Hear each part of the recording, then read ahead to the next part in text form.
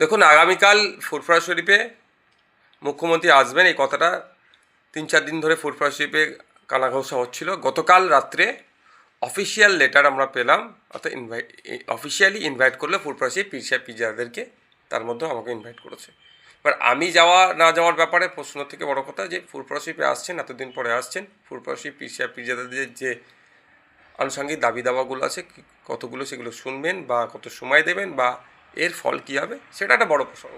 যদি পার্টিকুলার আমাকে জিজ্ঞাসা করেন আমি যাবো কি যাবো না, দেখুন এটা আলোচনা সাপেক্ষ। কারণ আমার পরিবার আছে, আমার বড়ো ভাইজান নিশ্চিতভাবে জানেন, তিনার একটা আলোচনা থাকে, পরিবারের একটা আলোচনা থাকে, পার্টির একটা আলোচনা থাকে। আলোচনা একটা চলেছে, ভার্বালি একটা আমরা করেছি, এখন কালকের প্রোগ্রাম, তো কালকেই দেখতে পাবেন ওখানে আমার উপস্থিতি হচ্ছে বা অনুপস্থিত হচ্ছে।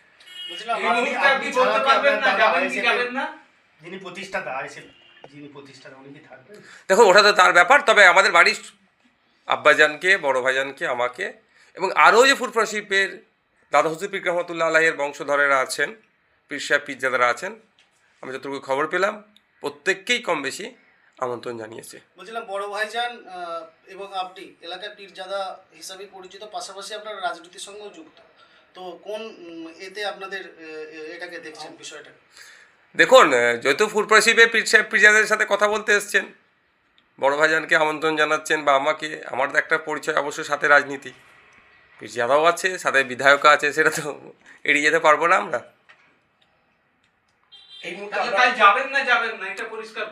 তো পরিষ্কার করবো, তো কালকে আপনি দেখবেন। এই মুহূর্তে কোনো সিদ্ধান্ত নেই।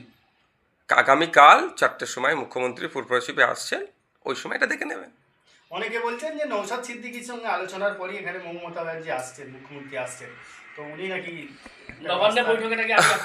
আমন্ত্রণ জানিয়েছেন আপনি? দেখো, ব্যাপারটা হচ্ছে সবাই যে যার একটা তাল সুর মিলিয়ে দেওয়ার চেষ্টা করে নিজের একটা ক্রেডিট নিতে চায়। আমি বাইরে, এর পরিপন্থী। আমি তাল আর সুরকে মিলিয়ে দিয়ে আমি ফুল ক্রেডিট নিয়ে নেবো, এটা নয়।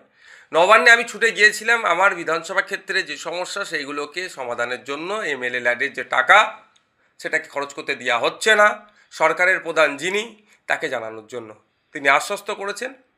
আমি 1 সপ্তাহ টাইম নিয়েছি, আগামীকাল সোমবার কী পরিস্থিতি আছে সেটাও আমি দেখব। আর যেটা আসার কথা ওখানে যে আলোচনার ব্যাপারে, এই ফুরফুরা শরীফ নিয়ে নবান্নে আমি সেই অর্থে কোনো আলোচনাই করিনি। হ্যাঁ, আগস্ট মাসের সম্ভবত 4-5 তারিখে অ্যাসেম্বলিতে আপনারা জানেন মাননীয় মুখ্যমন্ত্রী মহাশয়া আমাকে ডেকেছিলেন, আমি গিয়েছিলাম। সেই সময় ফুরফুরা শরীফ উন্নয়ন পরিষদ, ফুরফুরা শরীফের এই যে বরাদ্দ টাকা ঠিকঠাক খরচ হচ্ছে না, এখানে একটা ওয়াটার রিজার্ভার আছে, প্রায় 4-5 বছর হয়ে পড়ে আছে, কারণ জনগণের ট্যাক্সের টাকায় নির্মিত, সেটা যদি পরিষেবাযোগ্য না হয়ে ওঠে অত টাকা তো নষ্ট হচ্ছে। এই বিষয়গুলোকে সেই সময় কিন্তু স্বল্প সময়ে তাকে আমি জানিয়েছিলাম। বলতে পারছি না সেইটার জন্য যে তাহলে প্রায় 7 মাস, আগস্টে প্রায় 5-7 মাস অতিবাহিত হলো, সেই তার ফলে এখন আসছে কি সেটা আমি বলতে পারছি না। একান্ত যদি সাক্ষাৎ হয় আপনার সঙ্গে মুখ্যমন্ত্রীর এই ইফতারের মজলিসে গিয়ে, সুযোগ হলে কি আবারও বলবেন বিষয়টাকে নিয়ে? দেখুন, ওখানে আমি মনে করি আমার থেকে, আমি একজন পীরজাদা, ওখানে পীর সাহেবরা থাকবেন, সিনিয়র ভাইজানরা নিশ্চিতভাবে থাকবেন। ওখানে আমি একজন পীরজাদা হিসাবে আমার থাকা না থাকার থেকেও বড় কথা আমার পীর সাহেব পীরজাদারা বা যারা সিনিয়র মোস্ট তারা কি বলছেন সেটা বেশি গুরুত্ব হওয়া দরকার, আর আমি সেটা কি প্রাধান্য দিতে চাই।